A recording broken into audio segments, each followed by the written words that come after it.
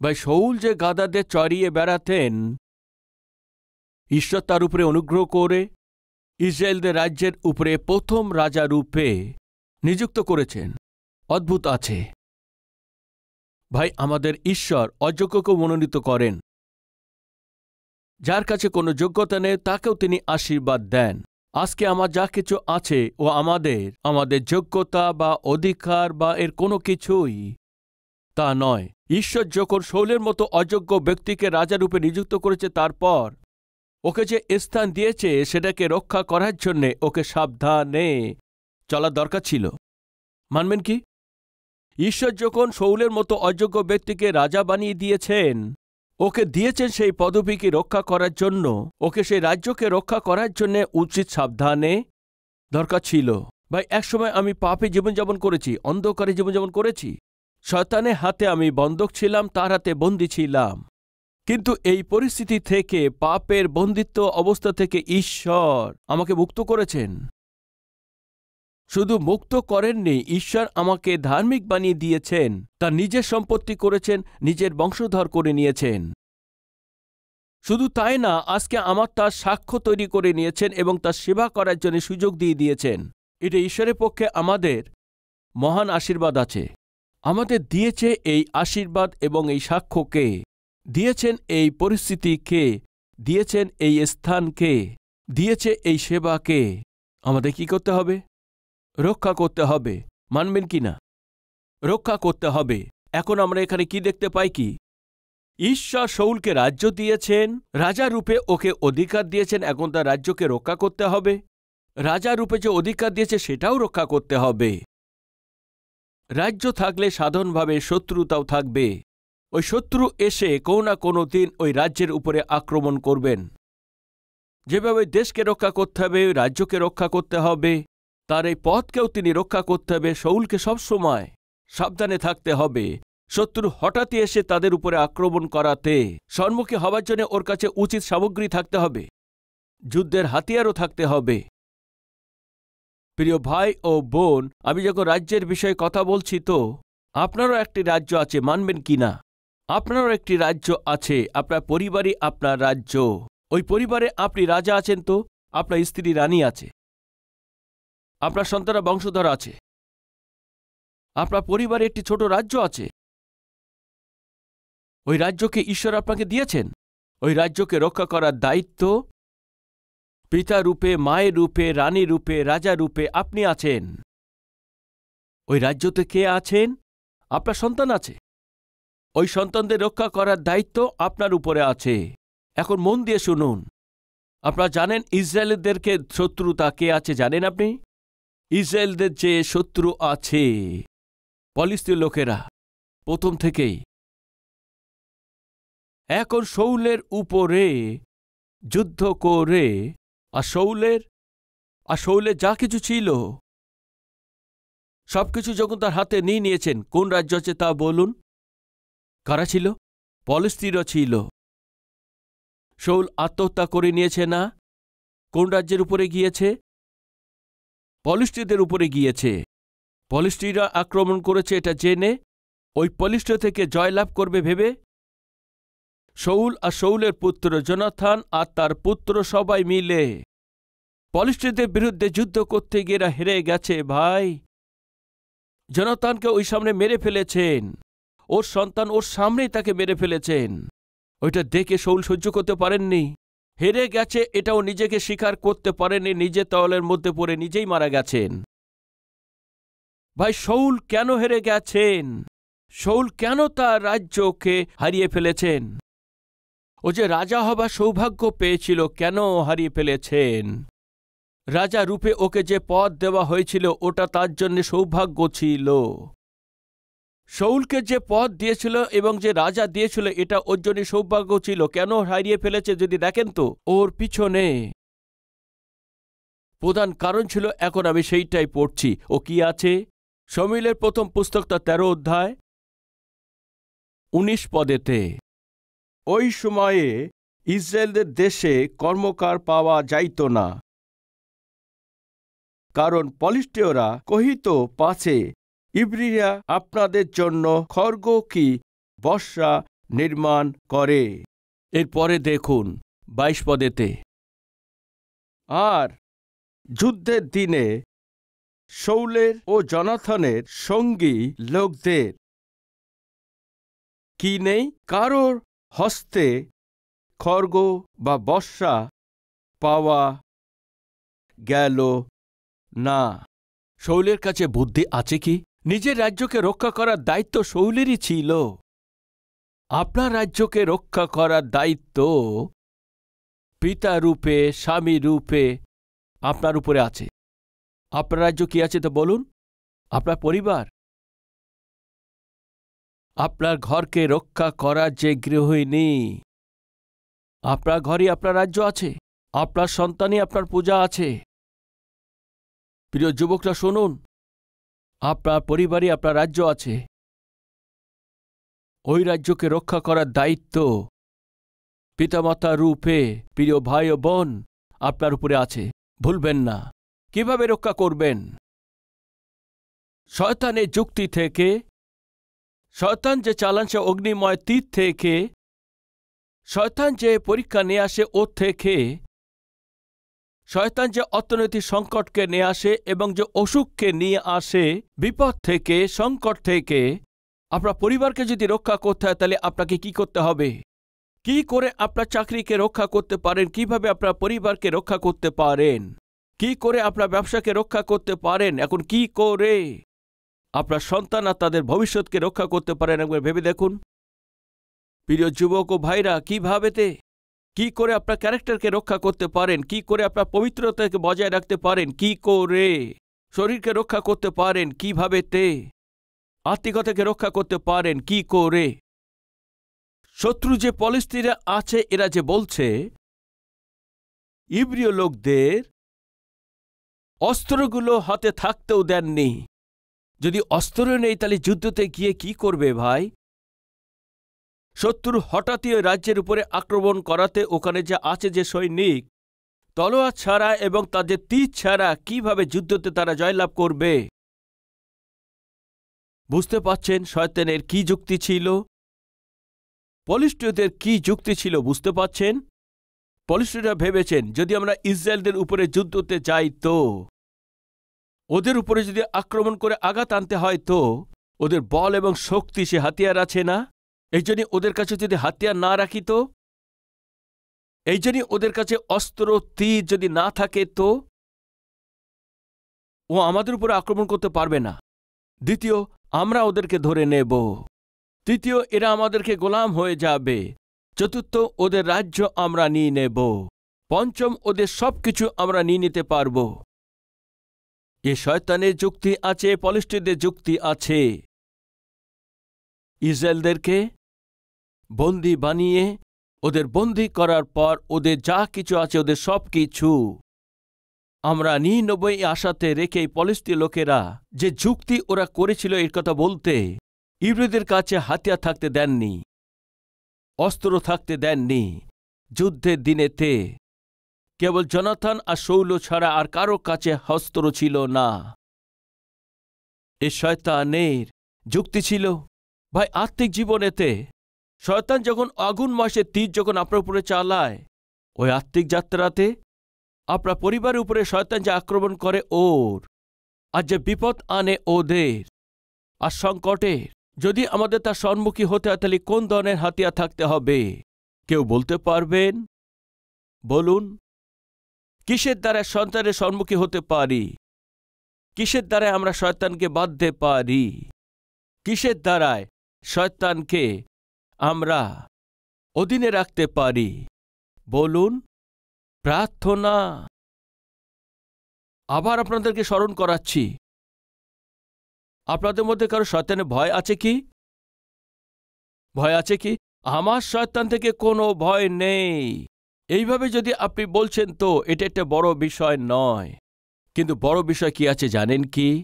আপনার নাম থেকে শয়তান যেন ভয় পায়, এই আছে বড় বিষয়। আপনার নাম শুনেই শয়তান যেন ভয় পায়। আমি জিজ্ঞেস করছি, কি কোনো দিন বা কোনো সময় আপনাকে দেখে শয়তান ভয় পেয়েছে এমন কোনো বিষয় ছিল কি? একবার ভেবে দেখুন। বা কোনো দিন শয়তান ভয় পেয়েছে এমন কোনো বিষয় আছে কি? একবার ভেবে দেখুন। একজন প্রভুর দাস বলেছেন, শয়তান কখনো ভয় পেয়েছে এমন বিষয় আছে বলতে গেলে একজন সত্য মসিও যখন হাঁটুতে দেখা যায় তখন শয়তান ভয় পায়। ভাই, শয়তান যে সৃষ্টি করেছে যে সমস্ত সংকট, সমস্ত সমস্যা, সমস্ত বিপদ, কে সামনে দাঁড়াতে পারে জানেন কি আপনি? কেবল ওই যে প্রার্থনা করেন। যখন আমি হায়দ্রাবাদ এসছি, ওই প্রথম বছরেতে চন্দানগরে সে কালবেরি হাউস নামে ওই হাউসকে আমি ভাড়াতে নিয়েছি। বাইরে কালবেরি হাউস এইভাবে লেখা আছে, এটা প্রবেশ দরজা আছে এইভাবে, ভিতরে গেলে আর একটা ঘর আছে। ওই ঘর থেকে যখন আমি বাইরে চলে আসতাম ওখানে একটি কথা লেখা আছে। লেখা আছে তা নয়, আমি লিখেছিলাম। আমি একজন প্রিন্টারকে ডেকে আমি লিখিয়েছিলাম, do not go in the battle field without weapon. এভাবে লিখিয়েছিলাম, যুদ্ধক্ষেত্রেতে হাতিয়ার ছাড়া যাবে না। এভাবে লিখিয়েছিলাম। কি বুঝতে পেরেছেন তা বলুন? যুদ্ধক্ষেত্রেতে অস্ত্র ছাড়া যাবে না। এইভাবে আমি লিখিয়ে দিয়েছিলাম। কি বুঝতে পেরেছেন তা বলুন? যুদ্ধক্ষেত্র মানে বলুন, পাপময় জগৎ। সকালে আপনি উঠতে সে যুদ্ধক্ষেত্রেতে যাচ্ছেন, বিপদে পরিপূর্ণ আছে পাপেতে। এই জগতে আপনি যাচ্ছেন, হাতিয়ার ছাড়া আপনি যাবেন না। এর মানে কি আছে? প্রার্থনা ছাড়া বাড়ি যাবে না। আমি আমার ঘরের সামনে ওই বাক্যকে লিখিয়ে দিয়েছিলাম। কেন জানেন? আর যদি প্রার্থনা ছাড়া আর হাতিয়ার ছাড়া যদি আমি বাইরে যাই, হারবেন কি জিতবেন তা বলুন? বলুন, হেরে যাবেন। প্রার্থনা ছাড়া যুদ্ধক্ষেত্রে গেলে আপনি হেরে যাবেন। এই তো ওই দিন ফিলিস্তীয় লোকরা তা করেছিলেন। ইব্রিয়দের কাছে হাতিয়ার রাখতে দেননি। পরিণাম কি হয়েছে? এদের হারাতে হবে। আমাদের শত্রু ইব্রিয়দের যদি হারাতে হয় তো আমাদের কাছে একটি পথ আছে, অস্ত্র থাকতে দেব না। আপনার আমাকে হারানোর জন্য যখন শয়তান সম্পূর্ণ এখানে মন দিয়ে দেয়, হারানোর প্রক্রিয়াতে আপনার আমার কাছে কি থাকতে দেয় না তা আপনি বলুন? অস্ত্র রাখতে দেয় না। কি আছে এই অস্ত্র? এই অস্ত্র তা বলুন? প্রার্থনা। অনেক শক্তিশালী হাতিয়ার আছে। আর দ্বিতীয়, বাক্য। বাইবেলে বাক্যকে অস্ত্র ধরা হয়েছে। তলোয়ার। বাক্যকে থাকতে দেননি, প্রার্থনা থাকতে দেননি, বিশ্বাস রাখতে দেননি। এ শয়তানের যুক্তি আছে। আজকে আমাদের মধ্যে অনেক লোকরা হেরে যাচ্ছে, আত্মিক রূপে হেরে যাচ্ছে, পবিত্রতা হেরে যাচ্ছে, বিচারেতে, বুদ্ধিতে, দৃষ্টিতে হেরে যাচ্ছে, কল্পনাতেও হেরে যাচ্ছে, ওদের কাজেতে, ওদের চেষ্টাতে হেরে যাচ্ছে। চাকরিতে যে দায়িত্ব থাকা দরকার তাতে হেরে যাচ্ছে। ঠিকভাবে চাকরি করতে পারছে না, হেরে যাচ্ছে। ঠিকভাবে উপার্জন করতে পারছে না, আপনি হেরে যাচ্ছেন। আপনার সফলতার মধ্যে কোথাও আপনি সফলতা পাচ্ছেন না, হেরে যাচ্ছেন। একজন গৃহিণী হিসেবে আপনার দায়িত্ব পালন করতে পারছেন না, আপনি হেরে যাচ্ছেন। মা রূপে সন্তানকে বড় করতে পারছেন না, হেরে যাচ্ছেন। এক স্বামী হিসাবে আপনার পিতা রূপে আপনার দায়িত্বকে পালন করতে না পেরে পরিবারকে লালন পালন করতে পারছেন না, আপনি হেরে যাচ্ছেন, হেরে যাচ্ছেন, হেরে যাচ্ছেন। আপনি কেন হারছেন বলুন? অস্ত্র ছাড়াই আপনি এই জগতেতে যাচ্ছেন। প্রার্থনা রূপে অস্ত্র ছাড়া, বাক্য রূপে তলোয়ার ছাড়াই শয়তানের সম্মুখে যেতে চাইছেন, আর আপনি হাঁটছেন। মানসিক রূপে হাঁটছেন, শারীরিক রূপে হাঁটছেন, আর্থিক রূপে হাঁটছেন, অর্থনৈতিক রূপে হাঁটছেন। অসুখের কারণের জন্য আপনি দিন প্রতিদিন দুর্বল হয়ে যাচ্ছেন। এর যুক্তি কি কারণ জানেন? এটা শয়তানের যুক্তি আছে। কি আছে শয়তানের মন্দ যুক্তি? পলিস্টদের যে যুক্তি, কি আছে পলিস্টদের এই চুক্তি? যুদ্ধের দিনেতে ইব্রিয়দের হাতেতে অস্ত্র যেন না থাকে। ৩১ অধ্যায়। পলিস্টীয়রা ইসরায়েলের সহিত যুদ্ধ করিলে ইসরায়েলের লোকেরা পলিস্টীয়দের সম্মুখ হইতে পলায়ন করিল। কি বুঝতে পারছেন আপনি? ইসরায়েলের লোকেরা পলিস্টীয়দের সম্মুখ হইতে পালিয়ে গেছে ভাই। ১৩ অধ্যায়তে আমরা কারণ দেখেছিলাম। কি ছিল কারণ? পলিস্টীয় লোকরা অনেক চালাকি করে ইসরায়েলদের হাতেতে কোনো অস্ত্র থাকতে দেননি। আর এখন আমরা কি দেখতে পাই? পলিস্টীয়রা যখন যুদ্ধ করতে এসছিলেন, ইসরায়েলের লোকরা সম্মুখে দাঁড়াতে পারেননি, পালিয়েছে। প্রিয় ভাই, প্রিয় বোন, শয়তানের সামনে যদি আপনাকে দাঁড়িয়ে থাকতে হয়, তাহলে আপনার শক্তিশালী হাতিয়ার দরকার। ওই হাতিয়ার যদি আপনার কাছে না থাকে, আপনি পালিয়ে যাবেন। কতদূর পালাবেন? কতদিন পালিয়ে যাবেন? তারপরে কি হয়েছে? ২য় পদেতে পলিস্টীয়রা শৈলের ও তার পুত্রগণে পশ্চাতে পশ্চাতে দৌড়িল। কেন পশ্চাতে যাচ্ছে? কেন ওরা পালাচ্ছে? শৌল পালিয়ে যাচ্ছে, পুত্র পালিয়ে যাচ্ছে। কেন পালিয়ে যাচ্ছে বলুন? ওরা যে করেছে পাপ। ঈশ্বর তাকে দায়িত্ব দিয়েছিলেন তার রাজ্যকে রক্ষা করার জন্য, দায়িত্ব, রাজা রূপে শাসন করার জন্য দায়িত্ব। ঈশ্বর যখন শৌলকে দিয়েছেন, তাহলে ওর কি করা দরকার ছিল? ওই দায়িত্বকে ভালো করে পালন করতে হবে, রাজ্যকে রক্ষা করতে হবে, রাজা রূপে তার নিজের স্থানকে রক্ষা করতে হবে, নিজের রাজ্যকে রক্ষা করতে হবে, নিজের পথকে রক্ষা করতে হবে। তাহলে শৌলকে কি করার দরকার ছিল বলুন? ভালো মতো সাবধানে চলার দরকার ছিল। প্রথম সাবধান কি আছে? শত্রু কোনো না কোনো দিন আক্রমণ করতে পারে, এই জন্য শত্রুর চাইতে শক্তিশালী সামগ্রী নিজের কাছে রাখা দরকার। অস্ত্রগুলো তৈরি রাখা দরকার ছিল। কোনো দিন শত্রু আমার উপরে আক্রমণ করতে পারে, আমাকে প্রস্তুত থাকতে হবে তাদের সম্মুখে দাঁড়ানোর জন্যে। এই ভেবে তার রাজ্যের জন্য রক্ষা করতে হবে, তৈরি থাকতে হবে, প্রস্তুত হয়ে থাকতে হবে। কিন্তু শৌল, ওর যে দায়িত্ব দেওয়া হয়েছিল, অনেক হালকাভাবে নিয়েছিলেন। স্বামীরূপে আপনার দায়িত্ব হালকাভাবে নেবেন না, স্ত্রী রূপে আপনার দায়িত্বকে হালকাভাবে নেবেন না, পিতা মাতা স্বরূপ আপনার দায়িত্বকে হালকাভাবে নেবেন না। সেবা কাজে যারা অংশ নিয়েছেন, সম্পূর্ণ সেবা কাজে যারা অংশী হয়েছেন, সম্পূর্ণ যে দায়িত্ব আছে আপনাকে দিয়েছেন, হালকাভাবে নেবেন না। আর যদি আপনি হালকাভাবে নেন, তাহলে আপনি শৌলের ভাই হিসেবে ধরা হবে, আপনাকে শৌলের বোন বলা হবে। যে দায়িত্ব আপনাকে দিয়েছে সেটা পালন না করে, আপনার উপরে যারা আশ্রয় নিয়েছে তাদেরকে রক্ষা করতে না পেরে, আপনার পরিবারকে আপনি রক্ষা করতে পারছেন না, আপনার সন্তানদের ভবিষ্যৎকে রক্ষা করতে পারছেন না। আজকে আমাদের অনেক লোক আছে তার পরিবারকে রক্ষা করতে পারছেন না, সন্তানদের লক্ষ্য রাখতে পারছেন না। এ যদি সত্যি হয়, তার প্রধান কারণ কি আছে জানেন কি? আপনার জীবনে প্রার্থনা না থাকা, বাক্যকে ফলো না করা। ফলস্বরূপ শয়তান যে তীর চালিয়ে থাকেন, তার সম্মুখে আপনি দাঁড়াতে পারছেন না। এখন এই যে শৌল আর শৌলের সঙ্গে যারা ছিল, এদের মূল্য দিতে হয়েছিল। কার সেই মূল্য? যুদ্ধের অস্ত্রশস্ত্র এরা বলুন সুরক্ষিত রাখতে পারেনি, এই যে তাদের মূল্য দিতে হয়েছিল। মায়েরা, বাবারা, এই আত্মিক যাত্রাতে আজকে আপনার আমাকে শয়তানের সম্মুখে পালাতে না হয় তো, তার সম্মুখে দাঁড়াতে হয় তো, সাহসের সঙ্গে দাঁড়াতে হয় তো, আমাদের কাছে অস্ত্র থাকতে হবে। আবার বলছি, শয়তান কাউকে ভয় পায় না, কেবল যে মসিও হাঁটুতে প্রার্থনা করা ছাড়া। জিজ্ঞেস করছি, আপনি হাঁটুতে প্রার্থনা করার লোক আছেন? আপনি হাঁটুতে নেমে প্রার্থনা করার লোক আছেন কি? একবার ভেবে দেখুন।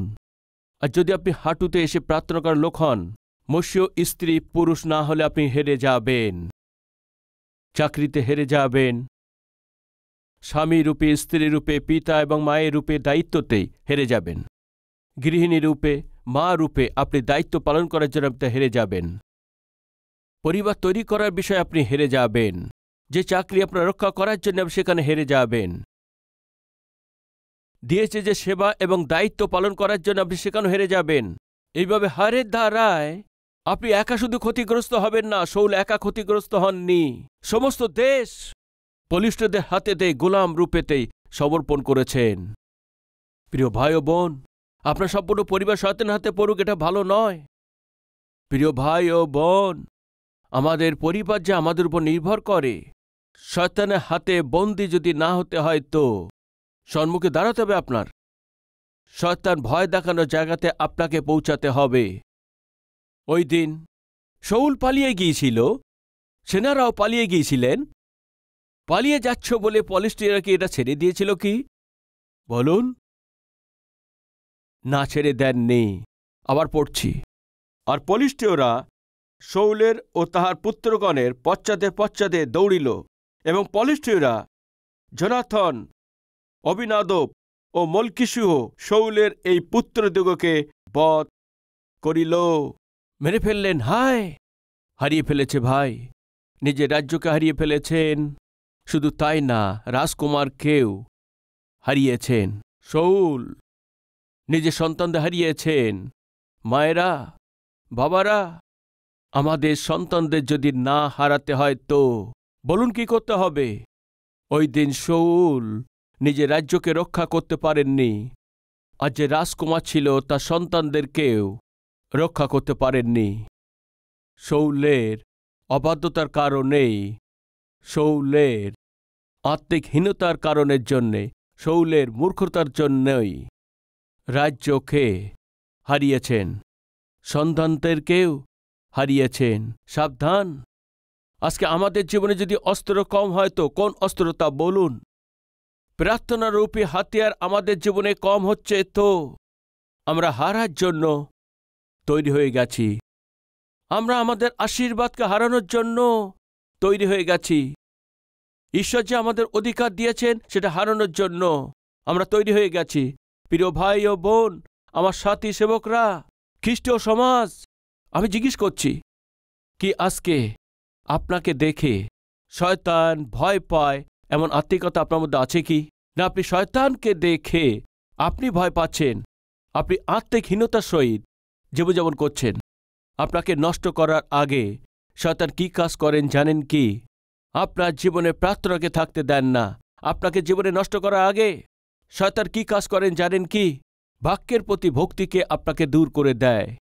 আপনাকে নষ্ট করার আগে শয়তান কি কাজ করেন জানেন কি? আপনার মধ্যে আত্মিকতাকে থাকতে দেন না। আজ যদি আজকে আপনার জীবনে আত্মিকতা কম আছে তো, প্রার্থনা কম থাকে তো, বাক্য অধ্যয়ন করতে কম থাকে তো, শয়তান আপনার উপরে আক্রমণ করতে চলেছেন। কোন দিক দিয়ে আপনার উপরে আক্রমণ করবেন কিন্তু জানেন না। ও নিশ্চয়ই আপনার উপরে, আপনার পরিবারের উপরে আক্রমণ করতে যাচ্ছে। ওই দিন যদি না দেখতে চান তো আজই যে অবস্থায় আছেন হাঁটুতে এসে প্রভুর সম্মুখেতে আপনি প্রার্থনা করবেন কি? আসুন আমরা প্রার্থনা করি।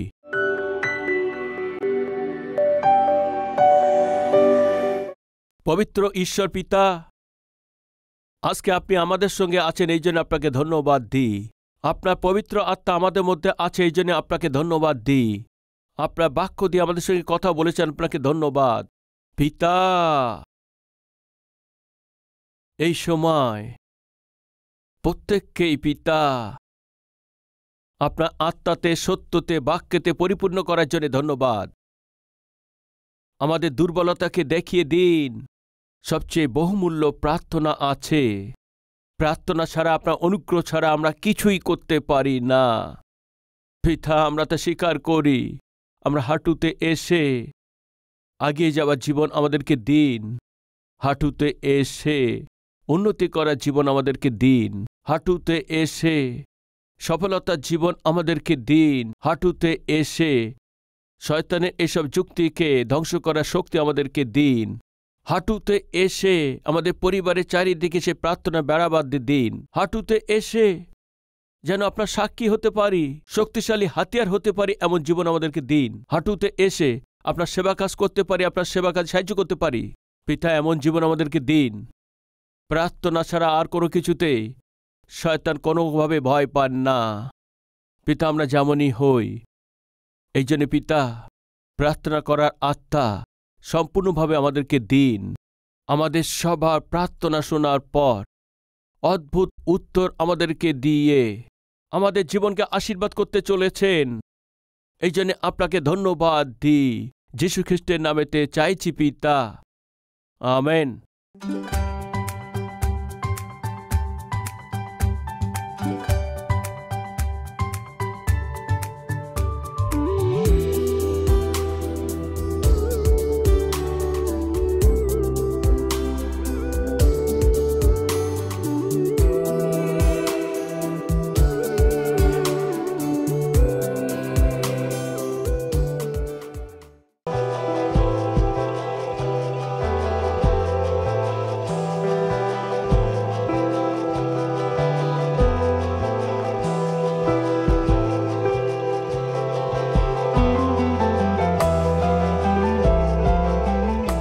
প্রভুতে অতি প্রিয় ভাই ও বোন, আপনার সবাইকে শালোম। ভালো আছেন?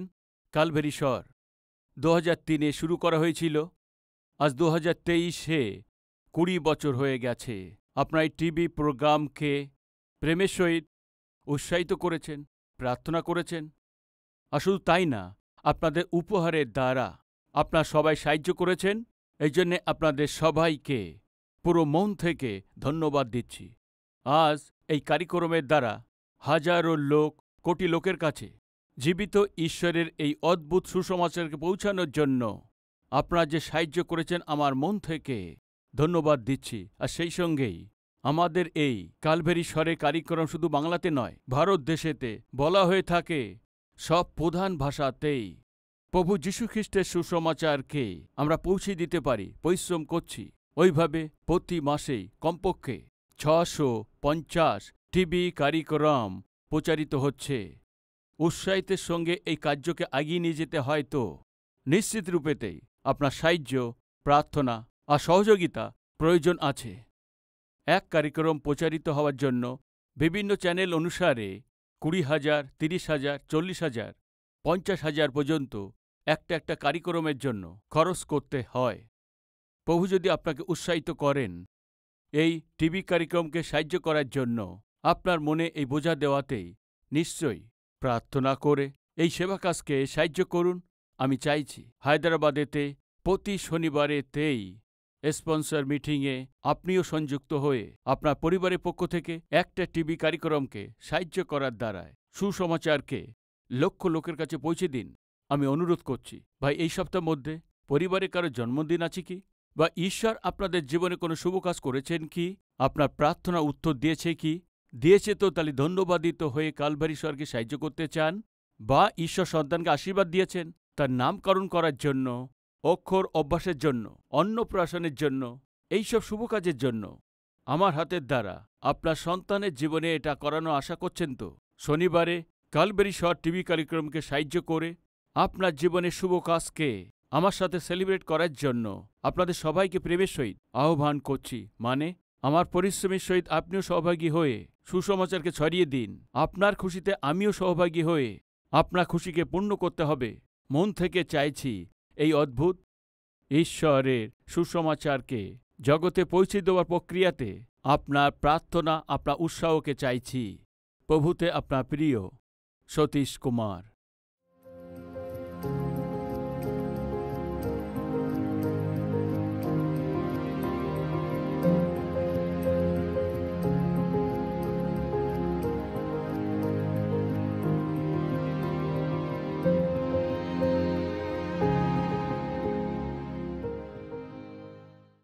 আমাদের ঠিকানা কালভেরি, পোস্টবক্স নম্বর 30, কুকুটপল্লী, হায়দ্রাবাদ 72, তেলেঙ্গানা।